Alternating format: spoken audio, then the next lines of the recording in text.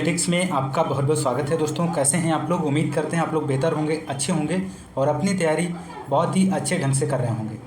दोस्तों इस क्लास में हम लोग UPSSC जूनियर असिस्टेंट एग्ज़ाम 2023 के लिए यूथ कंपटीशन का प्रैक्टिस सेट छठा लेकर आया हूं और इसके अंतर्गत हम लोग 100 क्वेश्चन सॉल्व करेंगे। दोस्तों यदि आप हमारे चैनल पर नए हैं तो चैनल को सब्सक्राइब कीजिए, लाइक कीजिए, शेयर कीजिए। दोस्तों आइए शुरू करते हैं क्वेश्चन नंबर फर्स्ट से। क्वेश्चन नंबर फर्स्ट है यहाँ पर हिंदी परिज्ञान और लेखन योग्यता से संबंधित क्वेश्चन नंबर फर्स्ट। अभिष्ट का संधि विच्छेद होगा। तो दोस्तों आपको बताना है अभिष्ट का संधि विच्छेद यहाँ पर कौन सा ऑप्शन राइट आंसर हो जाएगा। तो यहाँ पे राइट आंसर हो जाएगा दोस्तों ऑप्शन सी, अभि प्लस इष्ट बराबर होता है अभिष्ट। और इसमें दीर्घ संधि है दोस्तों, आप लोग ध्यान रखिएगा। अगला क्वेश्चन नंबर सेकेंड है दिन और दीन शब्द युग्म का सही अर्थ है, इनमें से आपको बताना है। तो राइट आंसर हो जाएगा दिन और दीन का सही अर्थ हो जाएगा दिवस और गरीब। ऑप्शन ए यहाँ पे राइट आंसर बनेगा। बढ़ते हैं अगले क्वेश्चन की ओर। क्वेश्चन नंबर थर्ड है दारू का अर्थ है, आपको बताना है। तो राइट आंसर हो जाएगा ऑप्शन डी लकड़ी, यहाँ पे राइट आंसर बनेगा। आप लोग ध्यान रखिएगा दारू शब्द का अर्थ होता है लकड़ी होता है, जबकि दारू शब्द का अर्थ शराब होता है। आप लोग ध्यान रखिएगा, जो कि इस प्रकार से लिखा जाता है दारू और इसका मतलब होता है शराब। आप लोग ध्यान रखिएगा, और इस दारू का अर्थ होता है लकड़ी, ध्यान रखिएगा। अगला क्वेश्चन नंबर 4, निम्नलिखित में कौन सा शब्द भ्रमर का पर्यायवाची नहीं है? दिए गए ऑप्शंस में से आपको बताना है। तो राइट आंसर हो जाएगा ऑप्शन बी शिलीमुख। ऑप्शन बी राइट आंसर बनेगा दोस्तों। अगला क्वेश्चन नंबर 5 है अभिलाषा का पर्यायवाची क्या नहीं होगा दोस्तों इनमें से? तो राइट आंसर हो जाएगा अभिलाषा का पर्यायवाची अनिच्छा नहीं होगा। अभिलाषा का पर्यायवाची होता है कामना, लालसा, इच्छा, आकांक्षा, उत्कंठा, तृष्णा, मनोरथ, चाह। तो आप लोग ध्यान रखिएगा। तो यहाँ पे राइट आंसर जो होगा ऑप्शन डी अनिच्छा। अगला क्वेश्चन नंबर 6 है उपत्यका का विलोम है, आपको बताना है।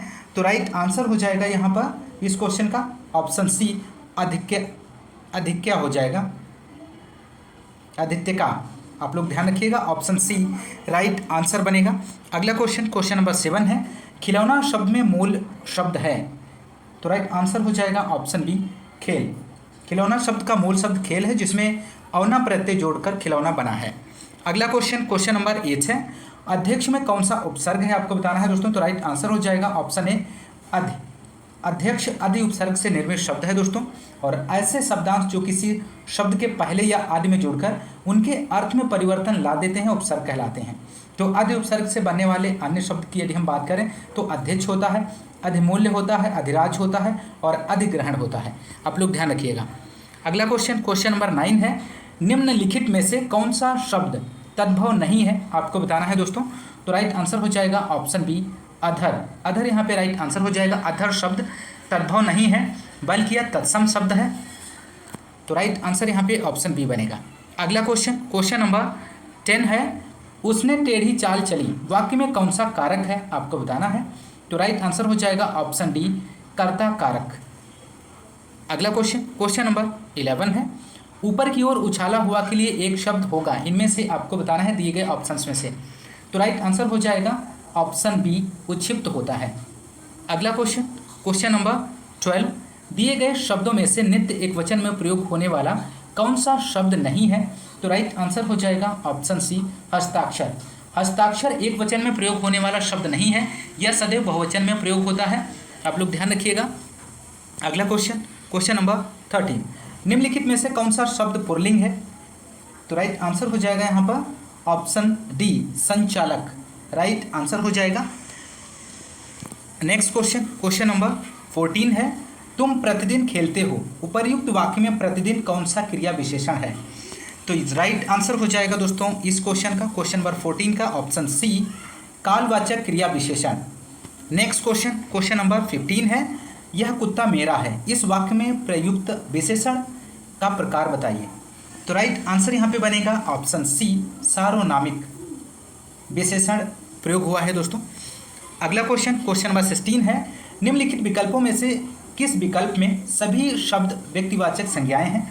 तो राइट आंसर हो जाएगा दोस्तों यहाँ पर ऑप्शन ए रामचरितमानस और गंगा। इसका राइट जवाब बनेगा दोस्तों। अगला क्वेश्चन, क्वेश्चन नंबर 17 है, निम्नलिखित में से अशुद्ध वर्तनी वाला शब्द है, इनमें से कौन सा अशुद्ध वर्तनी वाला शब्द दिया गया है आपको बताना है। तो राइट आंसर हो जाएगा ऑप्शन डी पौराणिक। अशुद्ध वर्तनी है, पौराणिक इस प्रकार से नहीं लिखा जाता है दोस्तों। पौराणिक शब्द वर्तनी की दृष्टि से अशुद्ध है, इसका शुद्ध वर्तनी इस प्रकार बनेगा दोस्तों। तो यहाँ पर इस प्रकार से लिखा जाएगा दोस्तों, पौ रा और अड़ा में छोटी की मात्रा लगेगा का, इस तरह से ये शुद्ध वर्तनी वाला शब्द है, आप लोग ध्यान रखिएगा। अगला क्वेश्चन, क्वेश्चन नंबर 18 है, निम्नलिखित में से शुद्ध वर्तनी वाला शब्द कौन सा है। तो राइट आंसर हो जाएगा ऑप्शन बी अंत्याक्षरी। इस प्रकार से लिखा जाता है, शुद्ध वर्तनी वाला शब्द है दोस्तों। क्वेश्चन नंबर 19 है, 6 वर्ण व्याकरण के अनुसार है, क्या है। तो राइट आंसर हो जाएगा 6 वर्ण व्याकरण के अनुसार संयुक्त व्यंजन है। वर्णमाला में संयुक्त व्यंजनों की संख्या 4 होती है दोस्तों, छत्रंग, ज्ञा और स्रा। आप लोग ध्यान रखिएगा, छ और त्र, ज्ञा और स्रा, और स्वर 11 होते हैं और मूल व्यंजन 33 होते हैं, आप लोग ध्यान रखिएगा। और अंग को अनुसार कहते हैं, अंग को अनुसार कहते हैं, इस बात को भी आप लोग ध्यान रखिएगा। तो यहाँ पर इस क्वेश्चन का राइट आंसर जो बनेगा दोस्तों, संयुक्त व्यंजन। अगला क्वेश्चन, क्वेश्चन नंबर 20 है, हिंदी साहित्य को कितने कालखंडों में विभक्त किया गया है, आपको बताना है दोस्तों। तो राइट आंसर हो जाएगा ऑप्शन बी 4, इसका राइट आंसर बनेगा। आचार्य रामचंद्र शुक्ल ने हिंदी साहित्य को 4 कालखंडों में विभाजित किया है और इनका काल विभाजन हिंदी साहित्य में सर्वाधिक वैज्ञानिक एवं प्रामाणिक माना जाता है, आप लोग ध्यान रखिएगा। अगला क्वेश्चन, क्वेश्चन नंबर 21 है, मर्यादा किस युग की प्रसिद्ध पत्रिका थी। तो राइट आंसर हो जाएगा यहाँ पर ऑप्शन सी द्विवेदी युग। मर्यादा द्विवेदी युग की प्रसिद्ध पत्रिका थी। यह पत्रिका कृष्णकांत मालवीय ने सन 1909 में प्रयाग में प्रकाशित की थी। यह एक मासिक पत्रिका थी। अगला क्वेश्चन, निर्देश दिया गया है, दिए गए पद्यांश के आधार पर प्रश्नों का उत्तर दीजिए। तो नीचे पद्यांश दिया गया है, इसे आप लोग ध्यान से पढ़ लीजिए। आकाश का साफा बांधकर सूरज की चिलम खींचता बैठा है पहाड़, घुटनों पर पड़ी है नदी चादर सी, पास ही दहक रही है पलाश के जंगल की अंगीठी। अंधकार दूर पूर्व में सिमटा बैठा है भेड़ों के गल्ले सा, अचानक बोला मोर जैसे किसी ने आवाज़ दी, अजी सुनते हो चिलम औंधी, धुआं उठा सूरज डूबा अंधेरा छा गया। तो ये रहा पद्यांश। इसके नीचे दिए गए क्वेश्चंस के आंसर देख लेते हैं दोस्तों। क्वेश्चन नंबर 22 है, अंधकार के सिमटकर बैठे होने का कारण है, इनमें से कौन सा है दोस्तों। तो राइट आंसर हो जाएगा अंधकार के सिमटकर बैठे होने का कारण यह है कि अभी सूर्यास्त नहीं हुआ है। तो राइट आंसर ऑप्शन बी बनेगा। बढ़ते हैं अगले क्वेश्चन की ओर। क्वेश्चन नंबर 23 है, अचानक तुरंत फुरत घटनाएं होने का कारण है। तो राइट आंसर हो जाएगा ऑप्शन डी सुनते हो की आवाज़। अगला क्वेश्चन, क्वेश्चन नंबर 24 है, सिमटा बैठा है भेड़ों के गल्ले सा, किस विकल्प में सभी शब्द गल्ला के समानार्थी हैं। तो राइट आंसर हो जाएगा ऑप्शन बी रेवड़, झुंड, भीड़ और रेला। ऑप्शन बी यहाँ पर राइट आंसर बनेगा। क्वेश्चन नंबर 25 है, कागजी घोड़े दौड़ाना मुहावरे का अर्थ होगा, इनमें से कौन सा बनेगा। तो राइट आंसर हो जाएगा ऑप्शन सी व्यर्थ की लिखा पढ़ी करना। नेक्स्ट क्वेश्चन, क्वेश्चन नंबर 26 है दोस्तों, आधा तीतर आधा बटेर लोकोक्ति का क्या अर्थ है। तो राइट आंसर ऑप्शन ए बनेगा बेमेल चीज़ों का सम्मिश्रण। दोस्तों यदि आपको क्लास पसंद आ रही है तो क्लास को ज़्यादा से ज़्यादा लाइक और शेयर करते रहिए दोस्तों, और क्लास के अंत तक बने रहें, सभी क्वेश्चंस को अटेम्प्ट करें। अगला क्वेश्चन, क्वेश्चन नंबर 27 है, जेते तुम तारे तेते नभ में ना तारे हैं, इस वाक्य पंक्ति में दिए गए विकल्पों में सही अलंकार का चयन कीजिए। तो राइट आंसर यहाँ पे बनेगा ऑप्शन सी यमक अलंकार है दोस्तों। अगला क्वेश्चन, क्वेश्चन नंबर 28 है, वीर तुम बढ़े चलो धीर तुम बढ़े चलो, सामने पहाड़ हो कि सिंह की दहाड़ हो, में कौन सा रस है आपको बताना है दोस्तों। तो राइट आंसर हो जाएगा वीर रस है, ऑप्शन सी राइट जवाब बनेगा। वीर रस का स्थायी भाव की यदि हम बात करें दोस्तों तो उत्साह होता है। उत्साह नामक स्थायी भाव विभाव, अनुभव और संचारी भाव के संयोग से वीर रस की दशा प्राप्त करता है। तो राइट आंसर ऑप्शन सी बनेगा। क्वेश्चन नंबर 29 है, बच्चे खेल रहे हैं, अर्थ के आधार पर वाक्य का प्रकार बताइए। तो राइट आंसर हो जाएगा ऑप्शन बी, विधान वाक्य है। क्वेश्चन नंबर 30 है, युधिष्ठिर किस समास का समस्त पद है?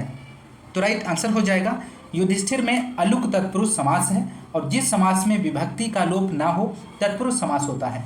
तो युधिष्ठिर का अर्थ होता है युद्ध में स्थिर। जिस समास के पहले पद में निषेधार्थक अ या अन शब्द का प्रयोग होता है उसे निया तत्पुरुष समास कहते हैं। तो आप लोग यहाँ पर राइट आंसर हो जाएगा दोस्तों ऑप्शन सी, अलुक तत्पुरुष। अगला क्वेश्चन नंबर सामान्य बुद्धि परीक्षण से संबंधित है। क्वेश्चन नंबर 31, अगर काम में आपकी गलती के कारण संगठन को नुकसान होता है तो आपका बेहतर दृष्टिकोण क्या होना चाहिए? आपको बताना है दोस्तों दिए गए ऑप्शंस में से इस क्वेश्चन का राइट आंसर क्या बनेगा। तो यहाँ पर राइट आंसर हो जाएगा ऑप्शन सी, जिम्मेदारी लेना और इसे बड़ी समस्या बनने से पहले हल करना। तो ऑप्शन सी राइट आंसर हो जाएगा। अगला क्वेश्चन नंबर 32 है, प्रश्न चिन्ह की जगह सही संख्या का चयन कीजिए। तो यहाँ पर आपको सही संख्या का चयन करना है। तो राइट आंसर यहाँ पर बनेगा ऑप्शन डी, 1025 इसका राइट आंसर हो जाएगा क्वेश्चन मार्क की जगह। अगला क्वेश्चन नंबर 33 है, निम्नलिखित में से कौन सा पद दी गई सूची के प्रवृत्ति का अनुकरण करता है? तो राइट आंसर आपका यहाँ पे बनेगा ऑप्शन बी, इसका राइट जवाब हो जाएगा।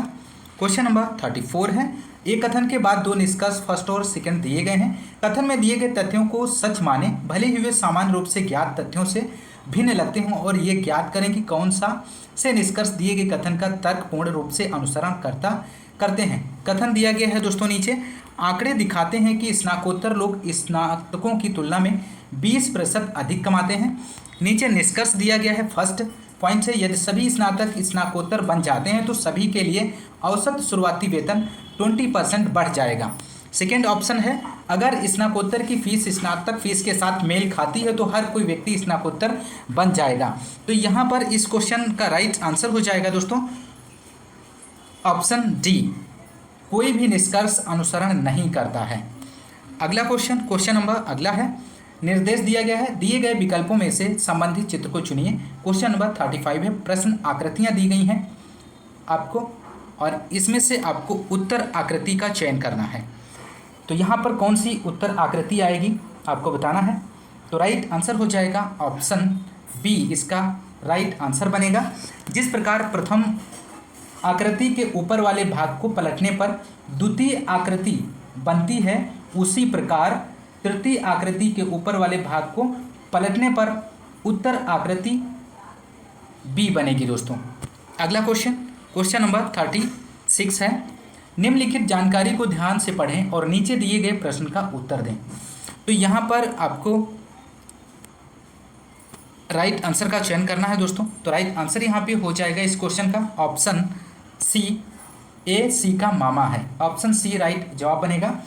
अगला क्वेश्चन नंबर 37 है, एक पिता की आयु 4 वर्ष पहले अपने पुत्र की आयु की 8 गुनी थी, वर्तमान में पिता की आयु अपने पुत्र की आयु की 4 गुना है, पुत्र की वर्तमान आयु ज्ञात कीजिए। तो यहाँ पर दोस्तों इस क्वेश्चन का आपको राइट आंसर देना है। इसे आप हल कर लीजिए दोस्तों। इसको आप इस तरह से हल कर सकते हैं, माना 4 वर्ष पूर्व पिता और पुत्र की आयु 8x हो जाएगी और x है।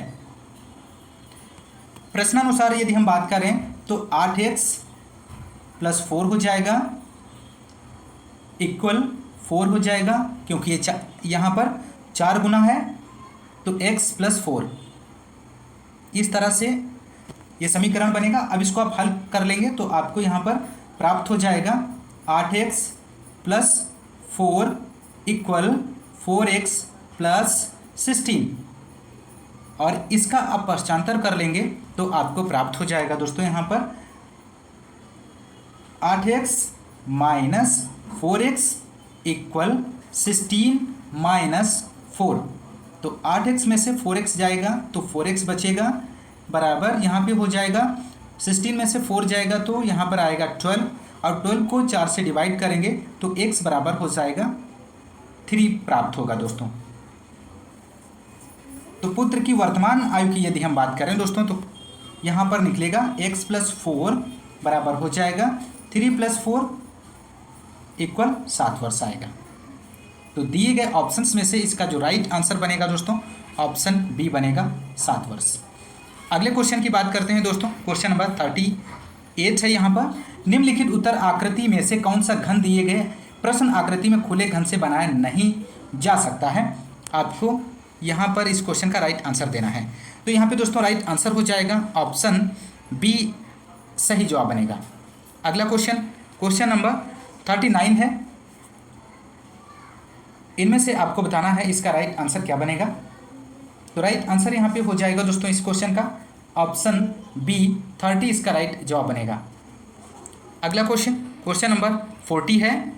रम्या और सौरभ की वर्तमान आयु का अनुपात 8:7 है। 10 वर्षों बाद उनकी आयु का अनुपात 12:11 होगा। रम्या की वर्तमान आयु कितनी होगी? तो यहाँ पे रम्या की वर्तमान आयु पूछी जा रही है। तो राइट आंसर यहाँ पे बन जाएगा दोस्तों इस क्वेश्चन का ऑप्शन ए 20 आएगा दोस्तों। अगला क्वेश्चन नंबर 41 है। एक कथन के बाद 2 तर्क दिए गए हैं। निर्णय लें कि कथन के संबंध में कौन सा से तर्क मजबूत हैं। कथन दिया गया है, क्या इलेक्ट्रिक दोपहिया वाहनों पर सब्सिडी दी जानी चाहिए? तर्क पहला दिया गया यहाँ पे, हाँ इलेक्ट्रिक दोपहिया वाहन प्रदूषण पैदा नहीं करते हैं। तर्क सेकेंड है, नहीं चार्जिंग में पेट्रोल भरने से अधिक समय लगता है। तो यहाँ पर दोस्तों इस क्वेश्चन का जो राइट आंसर बनेगा ऑप्शन फर्स्ट, केवल तर्क फर्स्ट मजबूत है। क्वेश्चन नंबर अगला है 42। मूर्तिनगर ए से नगर बी तक गाड़ी चलाकर गया। पहले घंटे में उसने 1/4 यात्रा तय की। अगले 1 घंटे में उसने 1/2 यात्रा तय की। अंतिम 30 मिनट में उसने 80 किलोमीटर यात्रा की। संपूर्ण यात्रा की दूरी बताइए दोस्तों। दिए गए ऑप्शंस में से आपको बताना है। तो राइट आंसर यहाँ पे हो जाएगा इस क्वेश्चन का ऑप्शन सी बनेगा 320 किलोमीटर इसका राइट आंसर बनेगा। इसको कैसे सॉल्व करेंगे दोस्तों? माना संपूर्ण यात्रा की दूरी हम x किलोमीटर मान लेते हैं। तो यहाँ पर x माइनस 1/4 हो जाएगा, 1/4 x हो जाएगा और इसमें प्लस कर देंगे 1/2x को और इक्वल हो जाएगा 80 के। तो यहाँ पर इसको जब हम सॉल्व करेंगे तो हमें प्राप्त होगा x माइनस 3/x/4 इक्वल 80 हो जाएगा। जब इसका क्रॉस मल्टीप्लाई करेंगे तो यहाँ पर हमें प्राप्त हो जाएगा 4x माइनस 3x/4 इक्वल 80। जब इसको हम हल करेंगे तो हमें प्राप्त हो जाएगा x/4 इक्वल 80। इसका क्रॉस मल्टीप्लाई कर लेंगे तो आपको प्राप्त हो जाएगा x बराबर 320 किलोमीटर। तो ऑप्शन दिए गए विकल्प में से ऑप्शन सी राइट जवाब बनेगा। अगला क्वेश्चन नंबर 43 है। कौन सा आरेख दिए गए 3 वर्ग पति पत्नी तथा परिवार के बीच संबंध को सही तौर पर दर्शाता है? तो राइट आंसर यहाँ पे हो जाएगा ऑप्शन सी इसका सही जवाब बनेगा। अगला क्वेश्चन नंबर 44 है। निम्नलिखित प्रश्न में 1 या 2 वक्तव्य दिए गए हैं जिसके आगे 2 निष्कर्ष मान्यताएं फर्स्ट और सेकंड निकाले गए हैं। आपको विचार करना है कि वक्तव्य सत्य है चाहे वह सामान्यतः ज्ञात तथ्यों से भिन्न प्रतीक होता हो। आपको निर्णय करना है कि दिए गए वक्तव्य में से कौन सा निश्चित रूप से सही निष्कर्ष मान्यता निकाला जा सकता है। तो वक्तव्य दिया गया है यहाँ पे, हंसो और दुनिया तुम्हारे साथ हंसेगी। मान्यता फर्स्ट है, लोग आमतौर पर हंसते हैं। सेकेंड है, हंसी खुशी का प्रतीक है। तो यहाँ पर राइट आंसर जो बनेगा दोस्तों इस क्वेश्चन का ऑप्शन डी, ना तो निष्कर्ष फर्स्ट और ना ही निष्कर्ष सेकेंड सही है। क्वेश्चन नंबर 45 है। निम्नलिखित प्रश्न में 1 या 2 वक्तव्य दिए गए हैं जिसके आगे 2 निष्कर्ष मान्यता फर्स्ट और सेकंड निकाले गए हैं। आपको विचार करना है कि वक्तव्य सत्य है चाहे वह सामान्यतः ज्ञात तथ्यों से भिन्न प्रतीक हो। आपको निर्णय करना है कि दिए गए वक्तव्य में से कौन सा निश्चित रूप से सही निष्कर्ष मान्यता निकाला जा सकता है। कथन दिया गया है, परीक्षा में फेल होने का कारण अनियमितता है। कुछ नियमित विद्यार्थी परीक्षाओं में फेल होते हैं। निष्कर्ष दिया गया, फर्स्ट सभी फेल होने वाले विद्यार्थी नियमित होते हैं। सेकेंड है, सभी सफल होने वाले विद्यार्थी नियमित नहीं होते। तो यहाँ पर इस क्वेश्चन का जो राइट आंसर बनेगा ऑप्शन डी, ना तो फर्स्ट ना ही सेकेंड निष्कर्ष सही है। बढ़ते हैं अगले क्वेश्चन की ओर। क्वेश्चन नंबर अगला है सामान्य जानकारी से संबंधित 46 क्वेश्चन नंबर। बौद्ध धर्म महायान और हीनयान में किस शासक के शासनकाल के दौरान विभाजित हुआ था? तो राइट आंसर यहाँ पे बनेगा ऑप्शन ए कनिष्क। इसका राइट आंसर हो जाएगा कुषाण वंश के शासक कनिष्क के शासनकाल के दौरान चतुर्थ बौद्ध संगीत का आयोजन कश्मीर के कुंडल वन में हुआ था और इसके अध्यक्ष वसमित्र एवं उपाध्यक्ष अशोघोष थे। तो इस संगीत में बौद्ध धर्म दो संप्रदायों हीनयान एवं महायान में विभाजित हुआ था। तो इस बात को आप लोग ध्यान रखिएगा। क्वेश्चन नंबर 47 है, निम्नलिखित में से किस अभिलेख शिलालेख में सती प्रथा का प्राचीनतम संदर्भ मिलता है? तो राइट आंसर दोस्तों यहाँ पे बनेगा ऑप्शन बी, भानुगुप्त का एरण शिलालेख। इस क्वेश्चन का राइट जवाब बनेगा। अगला क्वेश्चन नंबर 48 है, सैयद अहमद खान द्वारा अलीगढ़ आंदोलन की शुरुआत निम्न में से किस वर्ष की गई थी? तो राइट आंसर हो जाएगा सैयद अहमद खान द्वारा अलीगढ़ आंदोलन की शुरुआत 1875 ईस्वी में की गई थी। तो राइट आंसर ऑप्शन बी बनेगा। अगला क्वेश्चन नंबर 49 है, गांधी जी के सत्याग्रह का निम्नलिखित में से किन्हीं दो से जुड़ाव है? दिए गए ऑप्शंस में से आपको बताना है। तो राइट आंसर बनेगा, गांधी जी के आंदोलन का केंद्र बिंदु रहे सत्याग्रह का मूल अर्थ होता है सत्य के प्रति आग्रह है। सत्याग्रह का मूल लक्षण है अन्याय का सर्वथा विरोध करते हुए अन्यायी के प्रति वैर भाव न रखना। सत्य और अहिंसा सत्याग्रह के मूल आधार हैं। तो राइट आंसर ऑप्शन बी बनेगा, सच्चाई और अहिंसा। क्वेश्चन नंबर 50 है, भारत में बजट व्यवस्था का आरंभ किस वायसराय के काल में हुआ था? तो राइट आंसर ऑप्शन ए हो जाएगा, कैनिंग। लॉर्ड कैनिंग भारत का अंतिम गवर्नर जनरल एवं प्रथम वायसराय था। 1857 की क्रांति के बाद अंग्रेज सरकार द्वारा कई प्रकार के आर्थिक प्रशासनिक सुधार किए गए। अगला क्वेश्चन नंबर 51 है, निम्नलिखित नदियों में से कौन सी नदी जबलपुर के निकट धुआंधार जलप्रपात का निर्माण करती है? तो राइट आंसर ऑप्शन सी बनेगा, नर्मदा।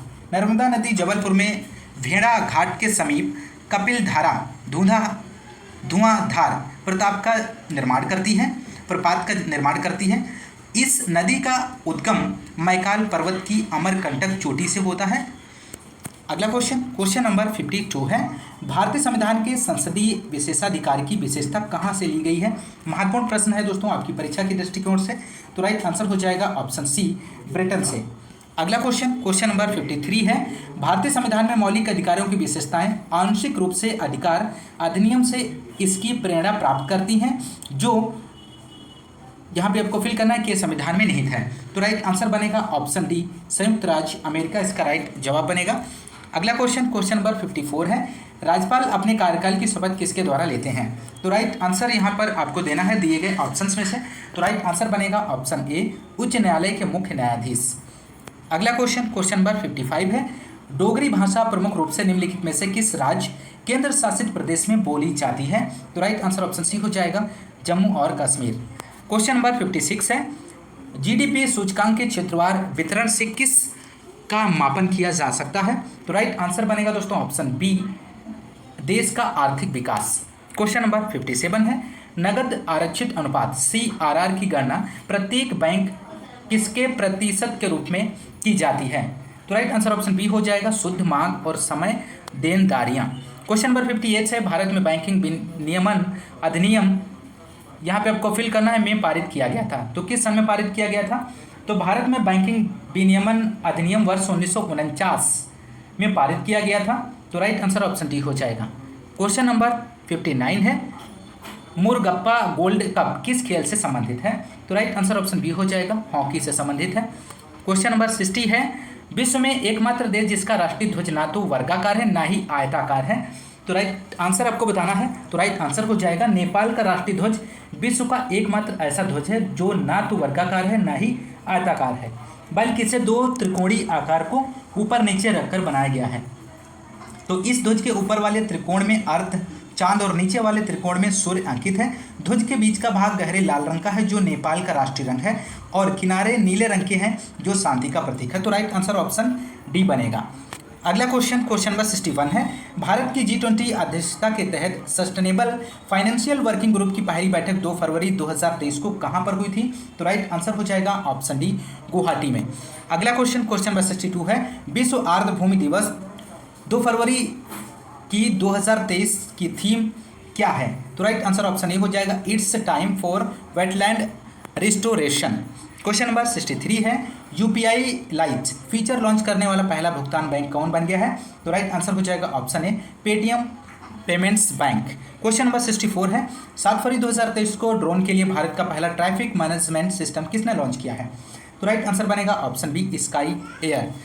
क्वेश्चन नंबर 65 है, फरवरी 2023 में किस राज्य सरकार ने वन फैमिली वन आईडी के लिए निर्माण के लिए पोर्टल लॉन्च किया है? तो राइट आंसर बनेगा दोस्तों ऑप्शन बी, उत्तर प्रदेश। महत्वपूर्ण प्रश्न है, ध्यान रखिएगा। अगला क्वेश्चन है कंप्यूटर एवं सूचना प्रौद्योगिकी से संबंधित 66 क्वेश्चन नंबर, कार्यक्रम काउंटर पीसी रजिस्टर भंडारण होता है, इनमें से क्या होता है? तो राइट आंसर हो जाएगा ऑप्शन सी, निष्पादित होने वाले अगले अनुदेश का पता। क्वेश्चन नंबर अगला है 67 है, निम्नलिखित में से कौन पोर्टेबल तथा ढोने में आसान है? तो राइट आंसर ऑप्शन सी हो जाएगा, लैपटॉप। क्वेश्चन नंबर 68 है दोस्तों, यहाँ पर कृत्रिम बुद्धि शब्द का प्रतिपादन किसने किया था? तो राइट आंसर हो जाएगा option B, John McCarthy. Option B right जवाब बनेगा। क्वेश्चन नंबर 69 है, निम्नलिखित में से किसे LISP के आविष्कारक के रूप में जाना जाता है? तो राइट आंसर हो जाएगा ऑप्शन ए, जॉन मैकार्थी को। अगला क्वेश्चन नंबर 70 है, बताएं कॉलम में OS एब्स्ट्रैक्शन का मिलान दाएं कॉलम में हार्डवेयर घटकों से करें।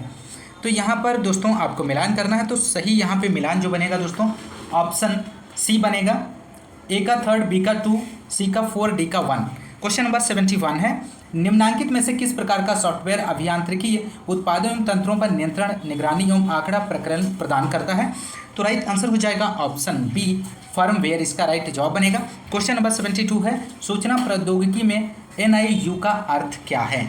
तो राइट जवाब बनेगा ऑप्शन बी, इसका सही जवाब हो जाएगा, network interface unit. Question number अगला है 73,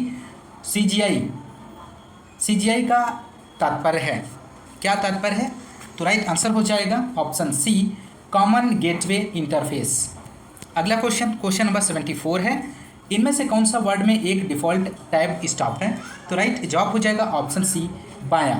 क्वेश्चन नंबर अगला है दोस्तों 75, Ctrl+D कुंजियां दबाने से MS वर्ड में यहाँ पे आपको फिल करना है, डायलॉग बॉक्स आ जाता है। तो कौन सा डायलॉग बॉक्स आ जाता है? तो राइट आंसर हो जाएगा ऑप्शन डी, फॉन्ट। अगला क्वेश्चन नंबर अगला है 76, निम्नलिखित विकल्पों में से कौन माइक्रोसॉफ्ट वर्ड फाइल का एक्सटेंशन है? दिए गए ऑप्शंस में से आपको चयन करना है। तो राइट आंसर ऑप्शन बी हो जाएगा, डॉक-एक्स। ध्यान रखिएगा। क्वेश्चन नंबर 77 है, MS एक्सेल फाइल को कहा जाता है, क्या कहा जाता है? तो राइट आंसर बनेगा ऑप्शन डी, वर्कबुक कहा जाता है। क्वेश्चन नंबर 78 है, निम्नलिखित में से कौन सा एक सर्च इंजन नहीं है दिए गए ऑप्शंस में से? तो राइट आंसर हो जाएगा ऑप्शन बी, इंस्टाग्राम। इंस्टाग्राम एक सोशल नेटवर्किंग प्लेटफॉर्म है जो उपयोगकर्ता को फोटो, टेक्स्ट, वीडियो को सार्वजनिक रूप से या निजी रूप से शेयर करने की अनुमति देता है और इसकी स्थापना केविन सिस्ट्राम और माइक क्रेगर के द्वारा 2010 में की गई। गूगल, याहू और बिंग सर्च इंजन है दोस्तों, आप लोग ध्यान रखिएगा। अगला क्वेश्चन नंबर 79 है, BIOS का पूर्ण रूप क्या है? महत्वपूर्ण प्रश्न है, कई बार पूछा जाता है। तो राइट आंसर बनेगा option C, basic input output system. Question number 80 है, सॉफ्टवेयर का प्राथमिक उद्देश्य डाटा को किस रूप में बदलना है?